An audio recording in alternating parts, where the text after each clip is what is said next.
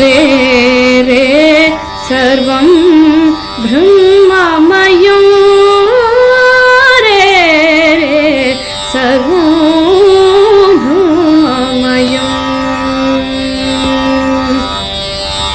किं वचनीयं किमवचनीयं किं रचनीयं किमरचनीयं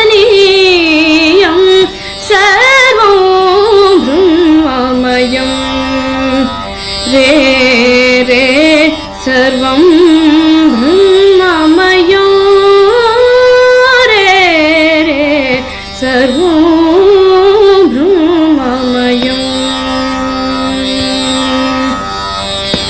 किं पठनीयं किमपठनीयं किं भजनीयं किमभजनीयं सर्वं ब्रह्ममयं किं बोद्धव्यं किमबोद्धव्यं किं भोक्तव्यं किमभोक्तव्यं सर्वं ब्रह्ममयं रे रे सर्वं ब्रह्ममयं रे रे सर्वं ब्रह्ममयं. சதாசிவ பிரம்மேந்திரர் இவரை பரம அத்வைதி என்று சொல்லுவார்கள். அகம் பிரம்மாஸ்மி, அகம் பிரம்மாஸ்மி என்றால் அவனே நான், நானே அவன், பிரம்மமே நான். இவர் சிறு வயதிலேயே பல சாஸ்திரங்கள்லயும் ரொம்ப விற்பன்னரானார். இவரை யாராலுமே பேசி ஜெயிக்க முடியாது. இவருடைய குரு ஒருமுறை இவரை பார்த்து சொன்னார், அந்த குருவரத்திற்கு வரும் எல்லோருடனும் எந்த வாதமா இருந்தாலும் இவரே முதன்மையாக நிற்பார். ஆனால் அவர்களால் ஜெயிக்கவும் முடியாது. இவர் அவர்களை தோற்கடித்து விடும் வருவார்கள். எல்லாரும் இவரை பார்த்து பயந்து போனார்கள். அப்பொழுது குருவானவர், உன் வாய் மூடாதா என்று கேட்டாராம்.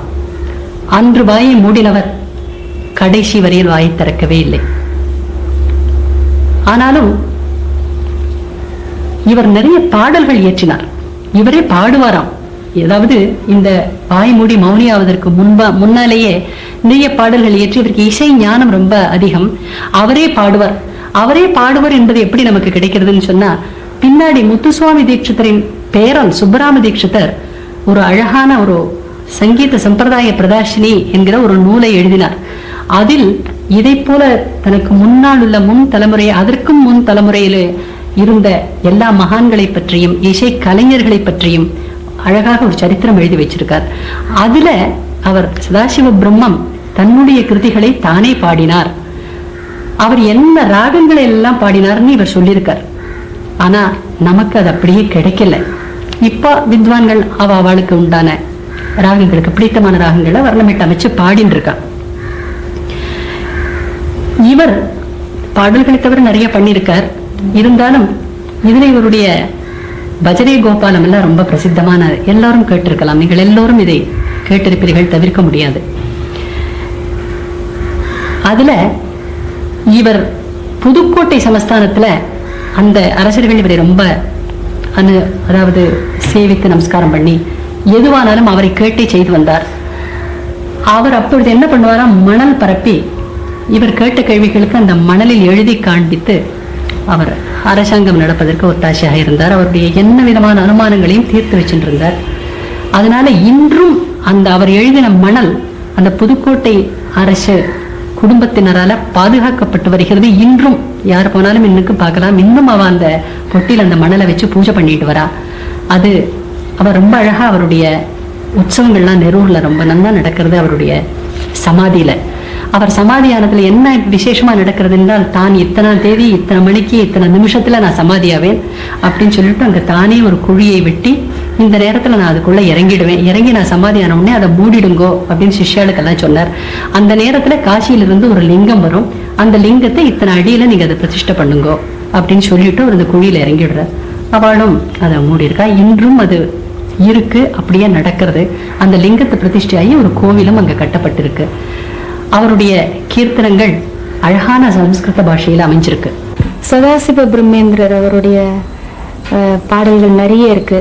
நீங்களே பார்த்திருப்பீங்க சங்கராபரணம்ங்கிற திரைப்படத்துல மானச சஞ்சரரே என்ற அவருடைய கீர்த்தனை நான் பாடி எனக்கு பாட கிடைச்சது. அதை பத்தி பேசச்சு ஒரு முக்கியமான சம்பவம் உங்களோட பகிர்ந்துக்க ஆசைப்படுறேன்.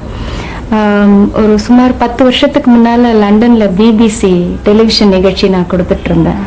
அப்போ நிறைய பஜன்ஸ் கசல்ஸ் எல்லாம் பாடினேன் அந்த நிகழ்ச்சிக்காக. அப்போ எல்லாரும் இங்கிலீஷ் டெக்னீஷியன்ஸ் அவங்க முன்னால மானச சஞ்சரரே பாடிட்டு இருக்கச்சு அந்த மானிட்டரையே கேட்டுட்டு அவங்க ரொம்ப நெகிழ்ந்து போய் இது இன்னும் ஒரு நிறைய 4-5 தடவை பாடிட்டே இருங்களே, எங்களுக்கு கேட்டுட்டே இருக்கணும் போல இருக்கு அப்படின்னு பிரிட்டிஷ் டெக்னீஷியன்ஸ். எதுக்கு சொல்ல வரேன்னா இதுல இருந்து என்ன தெரியறதுன்னா really music has no language. Sadasiva Brahmendrar ஒரு பெரிய மகான், அவரோட அவசூத்தர்னு சொல்லுவார். அப்படிப்பட்ட யோகீந்திரர் எப்பவுமே இறைவனை பாடல்களா நினைச்ச மாத்திரத்துல இச்சா மாத்திரம் பிரபு சிட்டின்னு சொல்லுவாங்க மாதிரி நினைச்சா உடனே பாடிடுவார் அவர். அப்படிப்பட்ட ஒரு பெரிய மகானவர். பட் நிறைய அவர் கிரந்தங்களை வடமொழியில தான் பாடல்களை இயற்றியிருக்காரு. ஆனா ரொம்ப பாப்புலர், நமக்கு எல்லாம் தெரிஞ்ச பாடல் ஒண்ணு இருக்கு அவர் இயற்றின பாடல்ல, அதான் மானச சஞ்சரரேங்கிற ஷாமா ராகத்தினுடைய பாடல். அதுல சாதாரணமா மற்ற வாக்கியக்காரர்கள் உபயோகப்படுத்தாத சில வார்த்தைகள், மானச சஞ்சரரே பிரம்மணி, இந்த மாதிரி சில வார்த்தைகள் அதுல வச்சு ரொம்ப அழகான சமஸ்கிருத வார்த்தைகளை போட்டு அந்த பாட்டை பாடினோடனே நம்ம மனசுக்கு ஒரு சந்தோஷம் வந்துடும். அந்த ரொம்ப அழகா அந்த பாடல்களை புரிந்திருக்கிறார். அவர் ஒரு பெரிய இசைக்காக பிறந்த மாபெரும் மேதை, பெரிய மகான். மானச சஞ்சரரே பிரம்மணி மானச சஞ்சரரே பிரம்மணி மானச சஞ்சரரே மதசிகி பிஞ்சலங்கிருத ಚಿಕ್ಕೂರೇ ಮದಶಿಕಿ ಪಿಂಚಲಂಕೃತ ಚಿಕ್ಕೂರೇ ಮಹನೀಯ ಕಪೋಲ ವಿಜಿತ ಮುಕುರೇ ಮಹನೀಯ ಕಪೋಲ ವಿಜಿತ ಮುಕುರೇ ಮಾನಸ ಸಂಚರರೇ ಶ್ರೀರಮಣಿ ಕುಚ ದುರ್ಗ ವಿಹಾರೇ ಸೇವಕ ಜನ ಮಂದಿರ ಮಂದಾರೇ ಶ್ರೀರಮಣಿ ಕುಚ ದುರ್ಗ ವಿಹಾರೇ ಸೇವಕ ಜನ ಮಂದಿರ ಮಂದಾರೇ ಪರಮಹಂಸ ಮುಖ ಚಂದ್ರ ಚಕೋರೆ ಪರಮಹಂಸ ಮುಖ ಚಂದ್ರ ಚಕೋರೆ ಪರಿಪೂರಿತ ಮುರಳೀರವಧಾರೆ ಪರಿಪೂರಿತ ಮುರಳೀರವಧಾರೆ ಮಾನಸ ಸಂಚರರೇ ಬ್ರಹ್ಮಣಿ ಮಾನಸ ಸಂಚರರೇ.